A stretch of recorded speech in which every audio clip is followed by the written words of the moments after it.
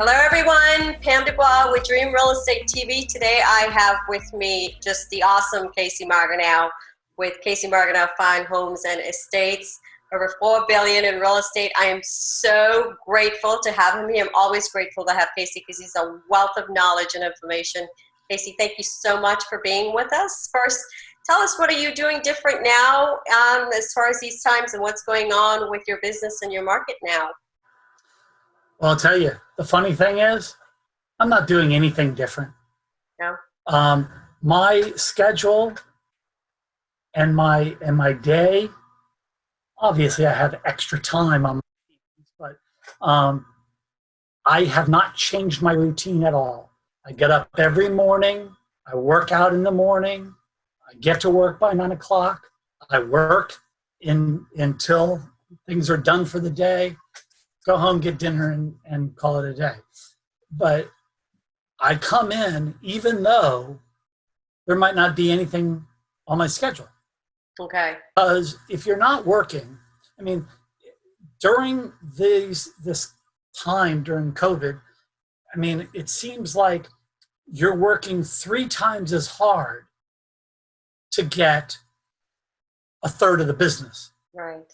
You know, our business is down, of course. Yeah. You know, over the last 45 days, nothing has sold over $3 million. So for a month and a half, my high end of the market has been out. But there are buyers out. Yeah. There are people buying homes. I just have to pivot to a little bit lower price range because that's where the action is. Now I'm pivoting to $1 million or something like that. Yeah.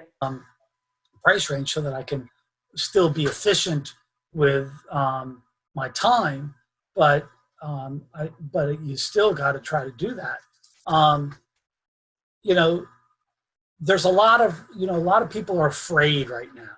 Yeah. And there's nothing wrong with being afraid, you know, but when you let that fear dictate your day, Take over, yeah. then that's a problem. I mean, that's what you have to overcome it. And that fear, you know, past that initial stage is a choice. Yes. You can't allow that to happen. You have risk in everything you do every single day. When you're out in your automobile, you're more at risk than you are of dying from COVID. I mean, that's the reality. Yeah, keeping it into perspective. Yeah. Good point. Yeah, and of course we're using masks and gloves and booties and hand sanitizer and all those kinds of things. But everybody in my office at the beginning of this thing in March said to all my employees, listen, this is before the PPP even came out. Okay. You know, listen, I'm gonna work through this, and I'm gonna keep everybody on, and you know, we're gonna change our. So we immediately wound up the way that our desks are set up are they're already 6 feet apart. So Right. we didn't have that issue. I told the real estate agents to work from home most, and if you need to come into the office, come in, but no one's allowed to use anybody else's phone. Nobody else is allowed to use anybody else's computer. You know, we sanitize the office. We, you know, if we have a meeting in the conference room, we, you know, sanitize it after. You know, those types of things. I think the laws in Virginia definitely is different than what's going on in Maryland, because we were like on lockdown until, you know, we were basically non-essential until they actually came out and say, okay, realtors are essential. You guys can, you know, it's okay for you to go back and start working. But yet Maryland was very strict about the lockdown.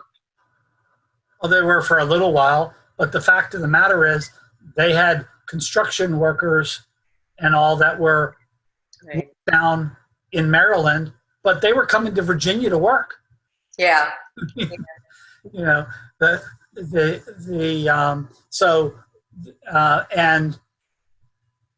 there was a little time there where people got kind of freaked out about it and were not doing stuff. But there's always going to be people that are going to want to move. Yeah, right. I mean, at the very beginning of this thing, I said, hey, listen, the one thing that's going to be great about this whole thing, not that there's anything great about it, I'm not. Yeah, but I know what you're saying, yeah. Of positive. People dying. Yeah. But if you live in a house and you hate that house, at the end of this thing, you're really going to hate it, Yeah. And so you're going to want to move.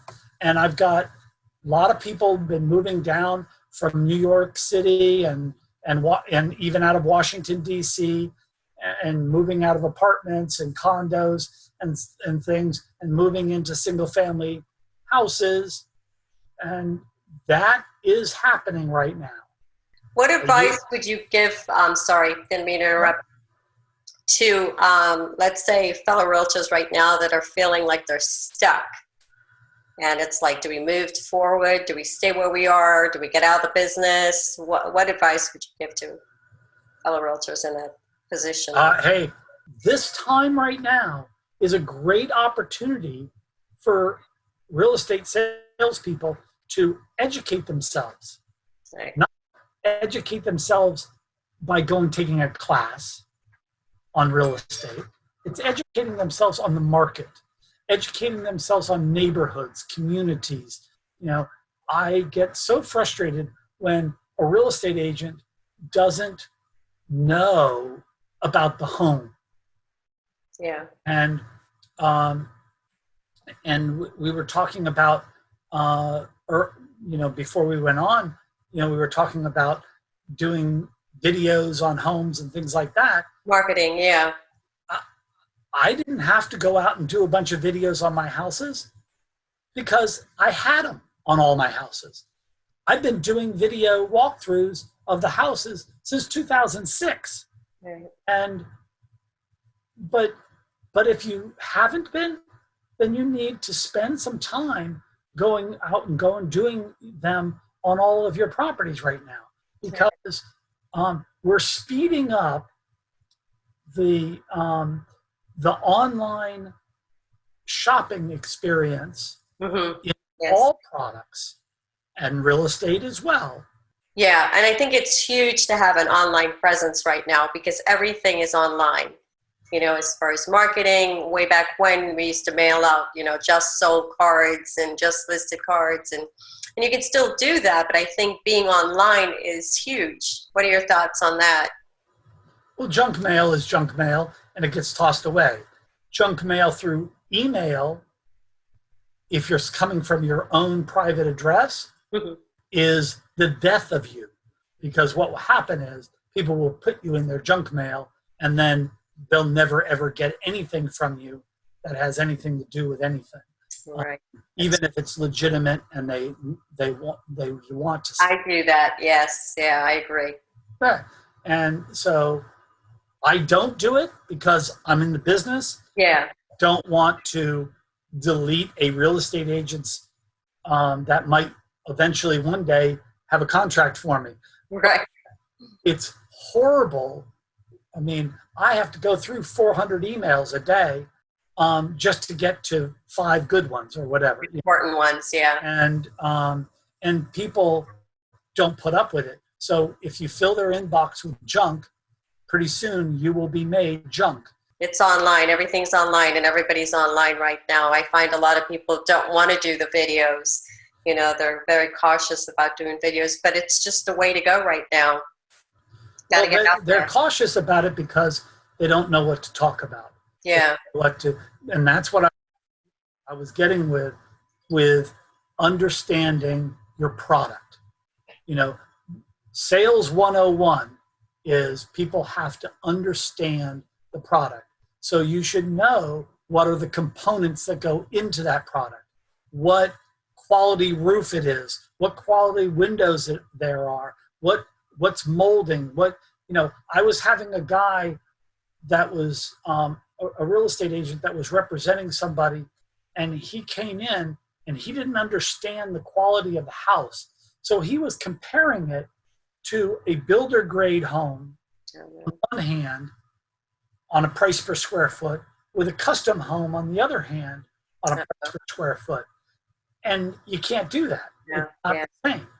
And so, yeah, you might have two houses in Great Falls or two houses in McLean that are, a mile apart or 2 miles apart, but one could be a production home and built with builder grade components in it, and another one can be a custom home that's done very well, and it's going to sell at a much higher price per square foot, because the difference between $150 a square foot and $300 a square foot is finish. What advice would you give to a buyer or a seller that's on the fence right now, that's thinking about maybe buying or thinking about selling, but they're just, on the fence about it right now? Well, sellers is easy. There's no inventory out in the market, so it's a great time to put your house on the market, especially if it's under about 1.5 million. Now, you do have the concern of people coming into your house. Right. That can be controlled. And if you're still living there, then you have to figure out if that really is going to bother you. And that's the first thing I talk to people about is, are you going to have a problem with that? Because if you're not going to open up your house, there's no reason to have it on the market. Right. This is a sales business, and we can do everything in the world online, and people look at hundreds of properties online, but when they buy, they go and they see the property. Right. Maybe a rental, they don't have to see the property because they're not buying it, but no one's going to spend the huge amount for their principal residence, and it doesn't matter if it's 300,000, 500,000, or million, or 10 million. It's expensive to that person of whatever they're spending as a portion of their income. Biggest investment. And so you're selling an expensive item. People have to see it in person, but they don't have to see it in just to look at it. They can come by and set up an appointment and do it all that. If you live there, when the house is vacant, there is no reason to stop putting a house on the market right now that's sitting idle. It's a property that's not being utilized right now, so there's no reason not to have it on the market itself. Now, for buyers, buyers don't really seem to have a problem going out today. I mean, it is so funny because I meet buyers all the time, and some wear masks, some don't. Some have gloves, some don't.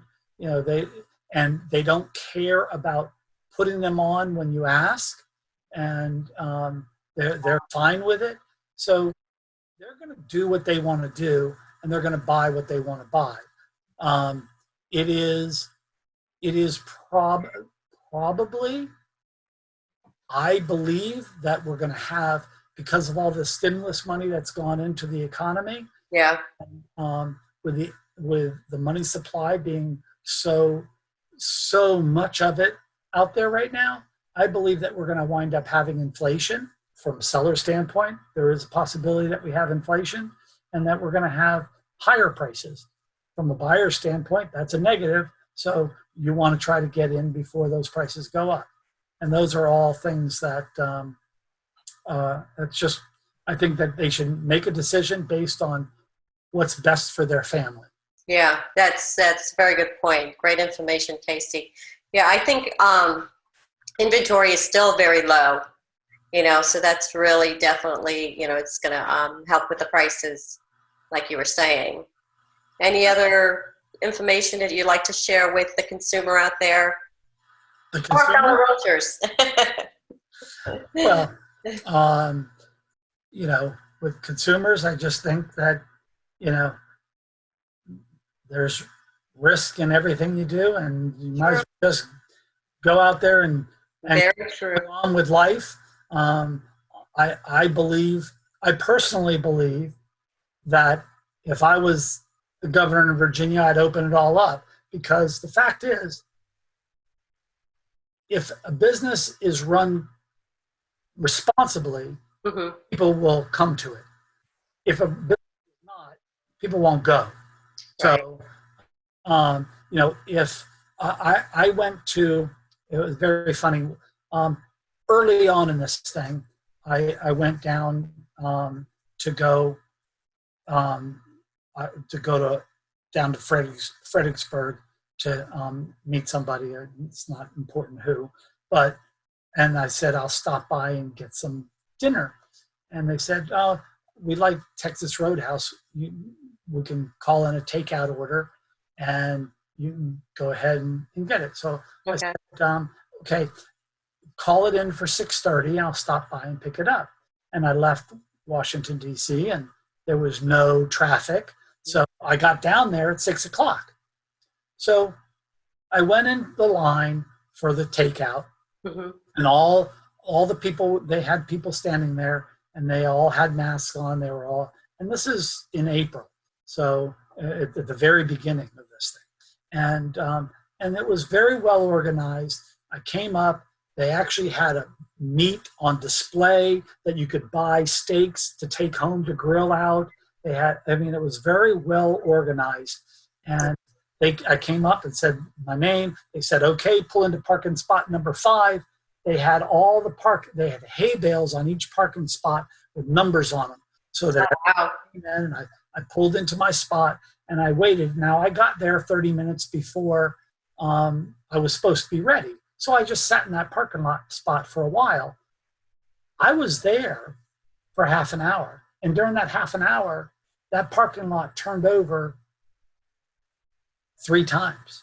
Oh, wow. Okay, so they were busy. And people came in, boom, parked, food came out.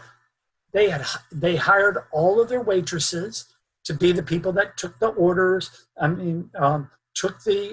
Got payment, and then brought your food out. And they had all the busboys in the back working in the restaurant, moving food around. And I was just talking to the young lady, and it was very interesting at how that entrepreneur that owned that restaurant figured out how to do business during this time. And I think that everybody will figure out how to do business during this time if you let them. And people want. And I think it's absolutely ridiculous that they have all the parks closed. They have all the parking lots closed for the parks. Yeah. And so what's happening is people are still going into the parks. They are. Numbers. But they're parking on the street. Yeah. And they're blocking the major arteries with cars to walk into the park instead of parking in the parking lot. Yeah, I was over at Great Falls on Saturday. It was beautiful out, and they had it closed. And of course, it's exactly like you said, the roads were crowded up and down. There were cars everywhere. People were still going to the park, but it was just, there was cars everywhere up and down River Road. It was just so crowded. You're a wealth of knowledge, a wealth of information, and I appreciate your time so much. Casey Margenau, you guys from Casey Margenau Fine Homes and Estates. Fine Homes and Estates. You want to share your contact information or just the website? Is that enough? Well, anybody that wants to talk to me, they can call me anytime. My cell phone is 703-851-2600. I don't have a problem picking it up. I answer my phone. If they want to look me up online, it's margenau.com or caseymargenau.com. Doesn't matter which one you use. And of course, you can email me at casey@margenau.com. You're amazing. Always very happy to be on here and talk about business, and I greatly appreciate your time. I know you're a very busy person, and I so appreciate your time. Thank you so much. No problem. I enjoy it. Yeah. Thank you, everybody. Pam DuBois, Dream Real Estate TV. We'll talk to you soon. Everybody stay safe. Lots of prayers coming your way. And we will talk to you soon. Take care. Bye-bye.